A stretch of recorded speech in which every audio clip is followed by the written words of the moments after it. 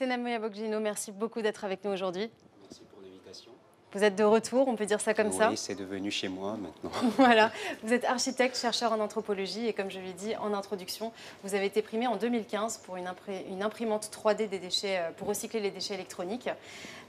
Aujourd'hui, donc, vous êtes de retour, vous avez suivi donc, toutes ces tendances dont on a pu parler. Et c'est vrai que cette innovation pour laquelle vous avez été primé fait écho avec toutes ces trois tendances qu'on a développées au courant de la journée.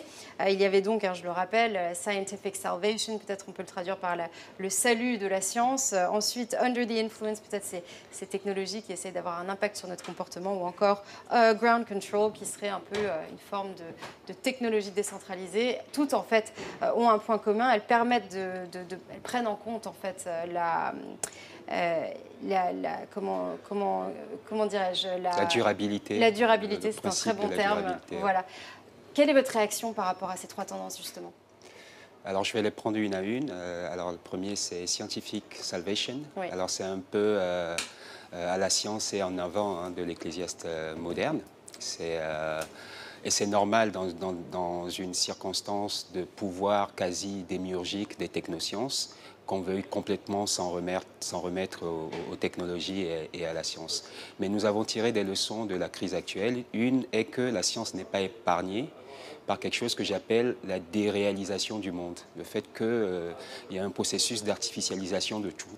Et même à l'intérieur de la science désormais, et ça s'est traduit par les disputes entre les experts, toute cette méfiance envers tout ce qui est naturel, il semblerait que les représentations ont pris le pouvoir sur le réel à l'intérieur même de la science. Et cela provoque en bout de processus de création des devices, des objets qui, si on ne corrige pas ce défaut à l'intérieur de cette discipline, risquent de ne pas être connectés avec le réel, malgré tout l'effort ou toute la volonté qu'on aura pu mettre pour en faire des choses qui prennent en charge fondamentalement ce concept de durabilité. Et ça vient encore une fois du fait que la science semble avoir définitivement posé, elle aussi, en fondement, comme fin et comme préoccupation, le marché et la calculabilité. Et ça, il faut le corriger. La deuxième tendance, c'est Under the Influence. Under the Influence. Alors là, c'est carrément de l'ingénierie comportementale.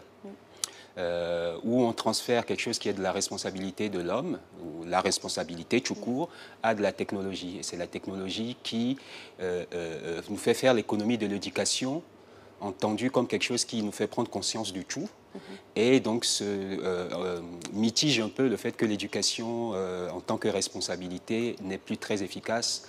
Et c'est une piste aussi très intéressante à laquelle moi je m'intéresse beaucoup pour l'Afrique et dans les circonstances de démographie un peu galopante qu'on a. Mais là aussi il y a un danger. Le danger principal est qu'on considère que dans cette catégorie-là ou dans cette civilisation-là de under-influence, on est renoncé complètement au pouvoir de l'éducation et qu'on ait de plus en plus ce que j'appellerais des individus masses, des gens qui ne sont pas très éduqués, qui ne comprennent pas les choses et qui s'en remettent complètement à la technologie qui, elle, du coup, démocratisée, nous permet de tout faire, y compris de penser et de prendre les précautions à notre place.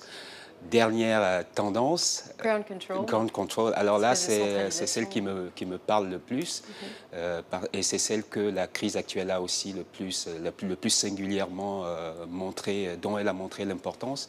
C'est l'idée de distribuer un peu la capacité de faire et de sortir des systèmes très intégrés, très intriqués dans la grande cité mondiale pour imaginer des territoires qui ponctuellement ou localement redécouvrent la possibilité, parce que les technologies aujourd'hui sont distribuées et accessibles, de produire à la mesure et à l'échelle. Et cette dernière tendance peut être mixée avec les deux autres, parce qu'à mesure qu'on réduit l'échelle, on peut aussi prendre en charge de façon très performante les dangers qu'on a dans la science de s'écarter de plus en plus du réel. Et avec l'under-influence, de ne plus donner de la place à l'éducation parce que l'échelle est trop large. D'accord. Alors, ont été primées aujourd'hui des startups qui viennent de tous les continents. Vous-même, vous êtes basé à Lomé. Oui. C'est vraiment une ville dans laquelle fourmille énormément d'innovation, on peut le dire. Ce qui m'intéresse en tant qu'anthropologue, est-ce que c'est important en tant qu'innovateur et anthropologue de s'intéresser aux considérations locales ou au contraire d'essayer de développer une technologie qui peut fonctionner justement pour toute l'humanité? Alors, c'est le concept même de durabilité, en fait, ce que ça veut dire, c'est qu'il s'agirait d'une sorte de contrat intergénérationnel qui pose à son fondement que les actes que nous posons aujourd'hui ne doivent pas contraindre l'existence de ceux qui vont suivre après nous. Et si on prend cette approche-là du durable, on se rend compte que des sociétés et d'autres géographies, y compris des sociétés traditionnelles, avaient déjà développé des stratégies très performantes, voire même complexes, pour, dans cette idée de ménagement durable du monde. Et donc l'effet que cela pourrait avoir de démocratiser la technologie, y compris spatialement, en sortant de cette approche universelle, mais pour aller vers quelque chose qui serait plus pluriversel, serait que ces façons de faire traditionnelles et locales, qui sont aussi très performantes, voire même beaucoup plus intégrées de la durabilité, peuvent se retrouver ensemencées par la technologie et permettre l'émergence de pistes qu'on ne pourrait même pas imaginer si on reste dans le système très vertical et très autoritaire qu'on a aujourd'hui. Senamé Aboukdinou, merci beaucoup d'être venu et on continuera donc à suivre toutes vos études. Merci infiniment. Merci beaucoup. Voilà, c'est le moment où l'on va découvrir quel innovateur va remporter le Grand Prix NetExplo Innovation 2020. En tout cas, le moment approche, on n'y est pas encore, le suspense est entier. Avant cela, je vous propose de vous faire un petit récap avec Tom qui va me rejoindre en plateau.